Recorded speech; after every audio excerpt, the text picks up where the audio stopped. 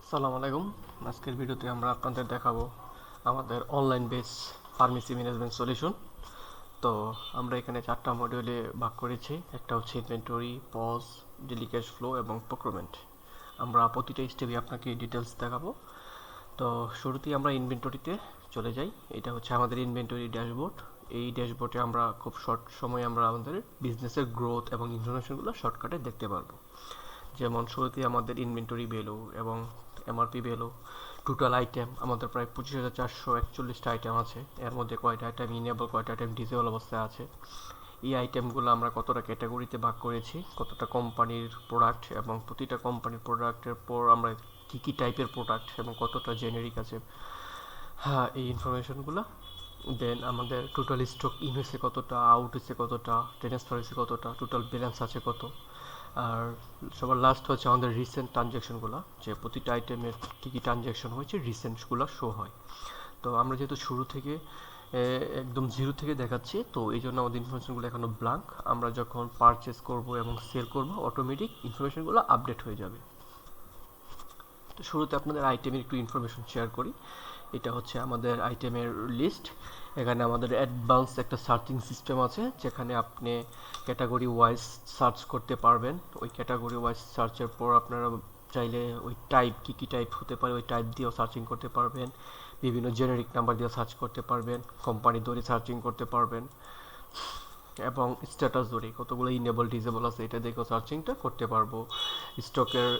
স্টকের ওয়াইজ, যেমন লো stock high stock wise আমরা সর্টিং করতে পারবো। অর্ডারিংটা আলফাবেটিক ইউনিক, আমাদের এ থেকে জেড বা জেড থেকে এর এ ওয়াইজ আমরা অর্ডারিংটা করতে পারবো। এটা হচ্ছে আমাদের অ্যাডভান্স সার্চিং সিস্টেমটা। এখন আমরা একটা প্রোডাক্টের ইনফরমেশনে চলে যাই। যেহেতু আমাদের অনেকগুলো প্রোডাক্ট অ্যাড আছে, আমরা নতুন প্রোডাক্ট অ্যাড করলাম না। একটা প্রোডাক্ট আমরা এডিট করতে গেলেই দেখতে পারবো কী কী ইনফরমেশন প্রয়োজন হয় অ্যাড এবং এডিট করার জন্য। হ্যাঁ, এটা হচ্ছে আমাদের প্রোডাক্টের জেনারেল ইনফরমেশন। যেমন হচ্ছে আমাদের একটা প্রোডাক্টের ফার্স্টের নাম লাগে, তারপর হচ্ছে আমাদের প্রোডাক্টের লং নেম, একটু ডিটেলস অ্যাড করে একটা লং নেম দেওয়া যায়। ক্যাটাগরি আছে আমাদের, আদার্স ক্যাটাগরি, ম্যানুফ্যাকচার, টাইপ এবং জেনারিক। এবং প্রতিটা প্রোডাক্টে যদি ইউনিক করে কোড দিতে চাই।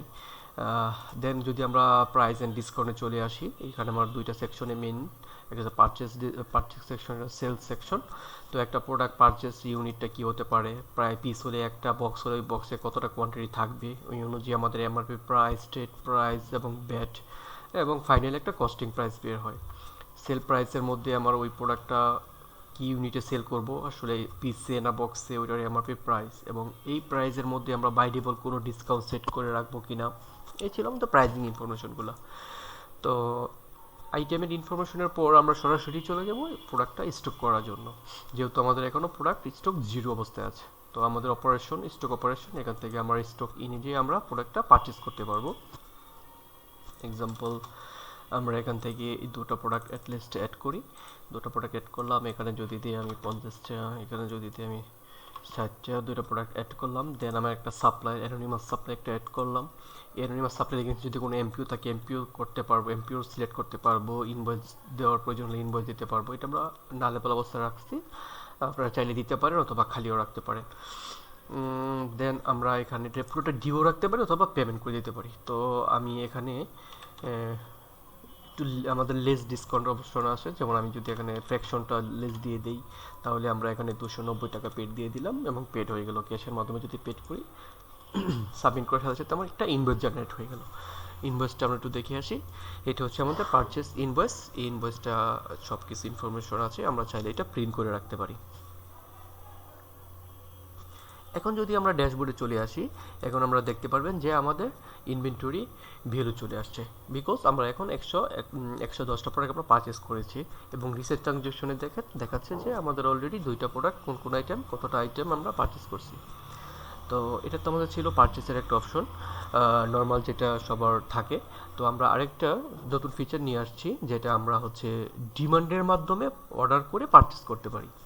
এটা কিভাবে করি, যেমন আমরা যদি শুরুতে আসি আইটেম লিস্টে আসলে দেখতে পারবেন যে আমাদের এই এখানে আমাদের একটা অ্যাড বাটন আছে, যে ডিমান্ড বাটনে ক্লিক করলে আমাদের যে পপআপটা ওপেন হচ্ছে, এখানে আমরা কি কি দেখতে পাচ্ছি, যেমন প্রোডাক্টের নামটা, তারপরে হচ্ছে আপনার প্রোডাক্টের ডিটেলস বলতে এখানে যে স্টক বর্তমানে কতটা স্টকে আছে, কতটা লাস্ট 30 দিনে কতটা সেল করেছি, এই ইনফরমেশন দিয়ে আমরা ডিসিশন নিতে পারবো যে আসলে আমরা প্রোডাক্টে কতটা কোয়ান্টিটি নিব, কম নিব না বেশি নিব, ওটা আমার সেল হচ্ছে নাকি হচ্ছে না, যেটা আমার প্রায়োরিটি দেবে।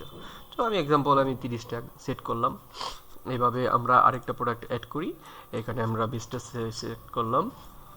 এবং একটা প্রোডাক্ট যদি আমি সেকেন্ড টাইম আবার অ্যাড করতে যাই, তখন আমাকে দেখাবে যে আসলে অলরেডি প্রোডাক্ট আমি অ্যাড করেছি কিনা। যেমন দেখেন পেন্ডিং ডিমান্ড কোয়ান্টিটি, অলরেডি আমার 20টা পেন্ডিং অবস্থায় ডিমান্ডে আছে, এখন ওইটা আমি রিসিভ করিনি, অর্ডার করিনি। তারপরও যদি আরও বেশি প্রয়োজন হয় তখন আমি এখানে দিলে অটোমেটিক এটা অ্যাড হয়ে যাবে। তো আমরা যে এই যে ডিমান্ডটা অ্যাড করলাম, এটা আমরা দেখি একটু প্রক্রুমেন্ট মডিউলের মধ্যে। প্রক্রুমেন্ট মডিউলে ঢোকার পরে এটা হচ্ছে আমরা প্রক্রুমেন্টের ফুল সামারিটা, ড্যাশবোর্ডটা। তো এখান থেকে আমরা ডিমান্ড লিস্টে চলে আসবো। ডিমান্ড লিস্টে চলে আসলে দেখেন আমাদের এই যে দুটো প্রোডাক্টই এখানে চলে আসছে, যে দুটো প্রোডাক্টেতে কতটা আমরা ডিমান্ড করেছি, একটা 20টা একটা 30টা। ঠিক একইভাবে আমাদের পজ থেকেও আমরা প্রোডাক্টটাকে ডিমান্ড করতে পারি। এক্সাম্পল আমি সেল করতে আসলাম, সেলস করে আসার পর আমরা যখন এখানে প্রোডাক্টগুলো আসবে, যেমন আমাদের এখানে জিরো অবস্থায় আছে, তো আমার একটা ডিমান্ডের প্রয়োজন, আমি এখান থেকে চাইলে ডিমান্ডটা করে দিতে পারবো। ধরি আমি এটা 30টা অ্যাড করে রাখলাম। এই যে ডিমান্ডটা করলাম, এইটাও সেমভাবে আমার প্রক্রুমেন্টের ডিমান্ড লিস্টে চলে আসছে। এক্সাম্পল এই যে চলে আসছে, দেখেন এসিআই কোম্পানিতে আমার এই যে একটা প্রোডাক্ট চলে আসছে, তারপর এই যে এই ম্যানুফ্যাকচারের মধ্যে দুইটা প্রোডাক্ট চলে আসছে। তার মানে কি, আমি দুই জায়গা থেকে আমি ডিমান্ডে অ্যাড করতে পারতেছি। আরেকটা অপশন হচ্ছে ডিমান্ডের মধ্যে এসে আমি এখান থেকে অ্যাড করতে পারি। এক্সাম্পল একমিতে যদি আমি ক্লিক করি, এখানে সবগুলো প্রোডাক্ট চলে আসছে। এই সবগুলো প্রোডাক্টের মধ্যে আমরা এখানে সর্টিং করতে পারি সার্চের মাধ্যমে। তো আমি 10টা, এখান থেকে 10টা, তারপর এখানে রাইট সাইডে অ্যাড হচ্ছে অ্যাড টু কার্টের মতো। তো এখানে আমি 20টা অ্যাড করলাম, দুটো অ্যাড হয়ে গেল। তো এই দুটো আইটেম যখন আমি এবার সাবমিট করব, অটোমেটিক আমাকে দেখাচ্ছে কি দুটো প্রোডাক্ট অলরেডি অ্যাড হয়ে গেছে, সাকসেসফুলভাবে অ্যাড হয়েছে। এখন যদি আমি ডিমান্ড লিস্টে আসি, দেখেন এখন এটাও চলে আসছে, দুটো প্রোডাক্ট চলে আসছে। তাহলে আমরা এখানে কি করতে পারলাম, ইনভেন্টরির প্রোডাক্টের লিস্ট থেকে ডিমান্ড করতে পারতেছি। তারপরে সেল করার সময় যদি আমি স্টক লো থাকে, ওই থেকে আমি ডিমান্ড করতে পারতেছি। এবং প্রক্রুমেন্টে এসে ডিমান্ড লিস্টে এসে অ্যাড থেকে আমি ডিমান্ড করতে পারতেছি। 3টা সিচুয়েশন থেকে আমি প্রোডাক্ট ডিমান্ড করতে পারতেছি। তো এই ডিমান্ডের বেনিফিটটা কি, আমাদের শপে যখন বিভিন্ন কোম্পানি থেকে শার্টটা চলে আসে, তখন তো আমি কোম্পানি ওয়াইজ অর্ডার করি। তো আমাদের এখানে ওইটার উপর প্রায়োরিটি করে ডিমান্ড সাজানো হয়েছে, যে কোম্পানি এবং ম্যানুফ্যাকচার ধরে আর কি, যে আমি যে কোনো সময় ডিমান্ডটা করি না কেন এবং যে জায়গা থেকেই করি না কেন, এখানে ডিমান্ড লিস্টটা এমনভাবে সিকোয়েন্সভাবে সাজানো হয়েছে যে কোম্পানি ধরে সব একসাথে চলে আসে। তো যখন আমরা কোম্পানিকে সিলেক্ট করব, অটোমেটিক আমার প্রোডাক্টটা সিলেক্ট হয়ে যায়। দেন সাপ্লাই যখন সিলেক্ট করব, এটা তো আমি অ্যানোনিমাস সাপ্লাই সিলেক্ট করলাম। আমরা এখানে এই যে একটা মেনু আছে, সাপ্লায়ার মেনু, এখান থেকে আমরা সাপ্লায়ার ক্রিয়েট করতে পারি আর কি। এখান থেকে আমরা সাপ্লায়ার লিস্ট চলে আসছে, এখান থেকে আমরা সাপ্লায়ার চাইলে নতুন সাপ্লায়ার ইনফরমেশন দিয়ে অ্যাড করতে পারি। তো আমাদের আসলে সাপ্লায়ার ডে অপশনে গেলাম না, আমরা এখান থেকে ডিমান্ড করে ফেলি। অ্যাড ডিমান্ড যখন করলাম, আমাদের ডিমান্ড লিস্ট থেকে এটা চলে গেল, কারণ হচ্ছে কি এটা আমি অর্ডার লিস্টে পাঠিয়ে দিয়েছি। এখন অর্ডার লিস্ট যখন আসবে, এখান থেকে আমি অপশনে দেখতে পারবো যে আসলে ডিটেলস দেখতে পারবো, যে এটা আমাদের আগের একটা ডিমান্ড ছিল, তারপরে এখন যে দুটো আমি ডিমান্ড করছি এটা চলে আসছে। তো এটা আমি ইনফরমেশনও দেখতে পারবো, এটা আমাদের দেখার জন্য। যখন কোম্পানিকে দিব, তখন এটাকে আমি চাইলে প্রিন্ট করে দিতে পারি। প্রিন্ট অপশনে যখন যাব, আমাদের এখানে প্রাইজিংটা দেওয়া হয় না, বিকজ প্রাইজিংটা আমার আপ ডাউন হতে পারে। জাস্ট আইটেমের নাম এবং কোয়ান্টিটিটা আমরা এখানে শো করেছি। তো এখান থেকে আমরা অর্ডারটা করে দিব। ওই অর্ডার অনুযায়ী যখন নেক্সট টাইম কোম্পানি চলে আসবে, তখন আমি এখান থেকে রিসিভ করতে পারবো। তো আমরা যদি কোম্পানি লিস্টে আবার রিসিভ লিস্টে চলে আসি, এখানে যদি আমি রিসিভে চলে আসি, দেখেন আমাদের এখানে সব ইনফরমেশনই আছে। এখানে আমাদের বেচে নাম্বার এবং এক্সপায়ার ডেট ডাইনামিক সেট করা আছে। তো এটা আপনারা চাইলে এক্সপায়ার ডেটটা 6 মাস, 12 মাস, 18 মাস আপনাদের কাস্টম অনুযায়ী বাই ডিফল্ট সেট করে রাখতে পারবেন। এবং যখন প্রোডাক্টটা রিসিভ করবেন, তখন আপনারা কাস্টম চাইলে ভ্যাকসিন নাম্বার চেঞ্জ করতে পারবেন, এক্সপায়ার ডেটও চেঞ্জ করে রাখতে পারবেন। এবং রিসিভ কোয়ান্টিটিটা আমরা বাই ডিফল্ট অর্ডার কোয়ান্টিটি দিয়েছি, আপনারা চাইলে এটাকেও কাস্টমাইজেশন করতে পারবেন, আপ ডাউন করতে পারবেন। এবং যদি এই প্রাইজের উপর আবার এক্সট্রা কোনো ডিসকাউন্ট থাকে, যেটা আপনারা টিপি প্রাইজের উপর বা ট্রেড প্রাইজের উপর ডিসকাউন্ট দিয়ে থাকেন, এখানে ডিসকাউন্টটা দিলে অটোমেটিক আমার ক্যালকুলেশন চলে আসবে। তো আমরা এটা বাদ দিলাম, আপাতত আমরা বাই ডিফল্টই রাখলাম। এখানে লেস অপশন আছে, আমরা জাস্ট শুধু প্রচার লেস করে দিলাম, এখানে এটা চলে আসলো অ্যামাউন্টটা। যদি কোনো রেফারেন্সের প্রয়োজন হয়, আমি বাই ডিফল্ট একটা রেফারেন্স দিয়ে রাখলাম।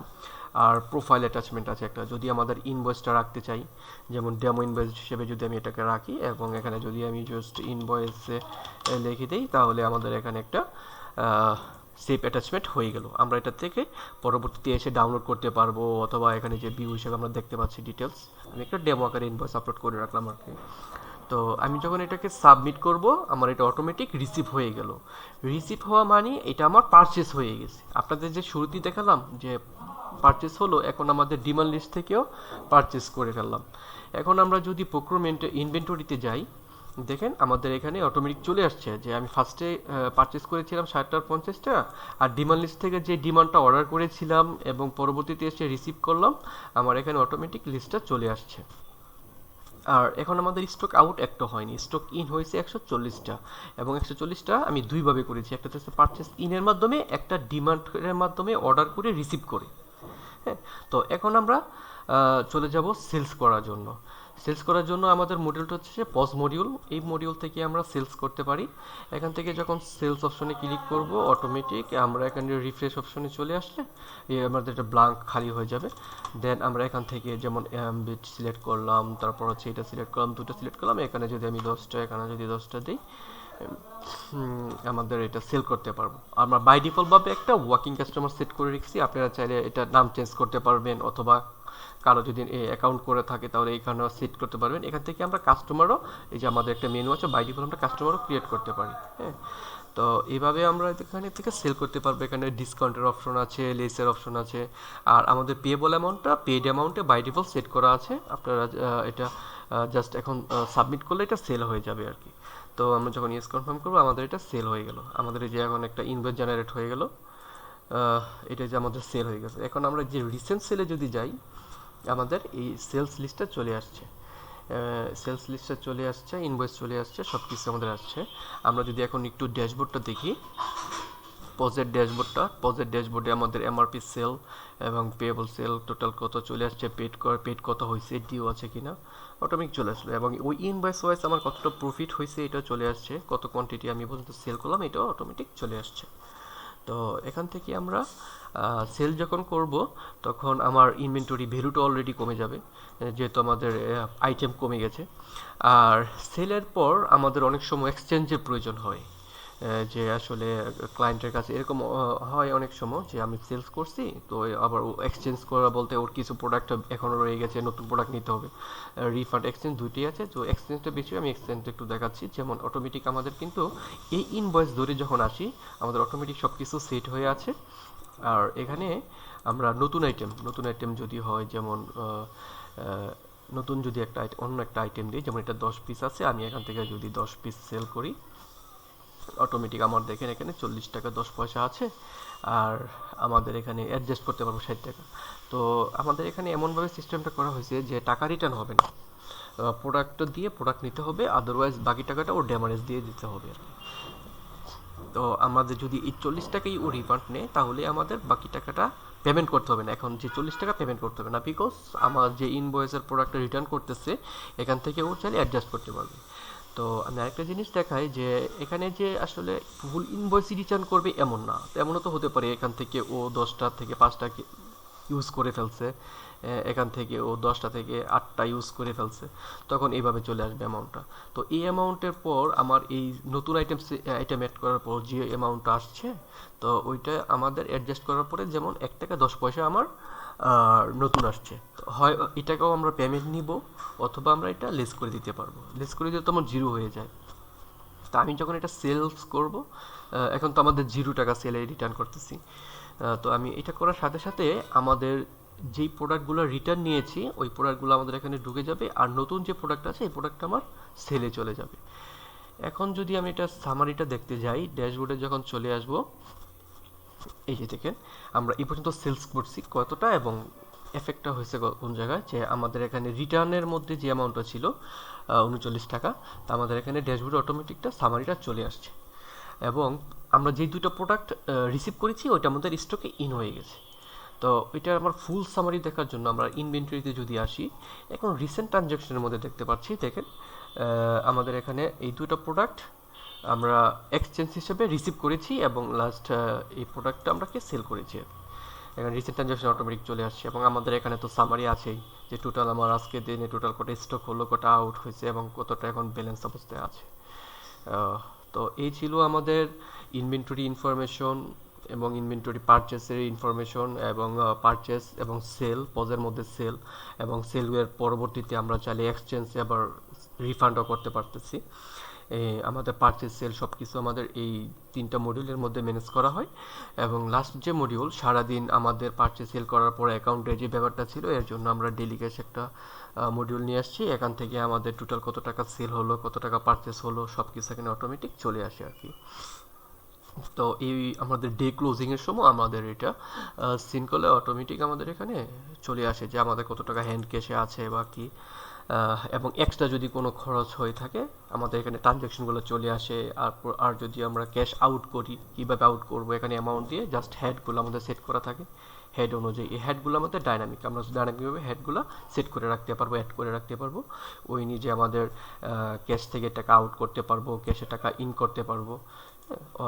সব কিছু আমাদের এটা ডাইনামিকভাবে করা আছে। তো অ্যাকাউন্টের ড্যাশবোর্ডেও আমাদের এখানে টোটাল সামারিটা দেখাবে যে টোটাল কত ক্যাশ ইন হলো, কত আউট হলো, হ্যান্ড ক্যাশে কত আছে। এই আর কি ছিল আমাদের অ্যাকাউন্টের ব্যাপারটা। তো আমাদের এই 4টা মডিউলের মাধ্যমেই আমরা ফার্মেসিটাকে অলমোস্ট সলিউশনটা নিয়ে আসছি। এই ছিল আর কি আমাদের আজকের ভিডিও।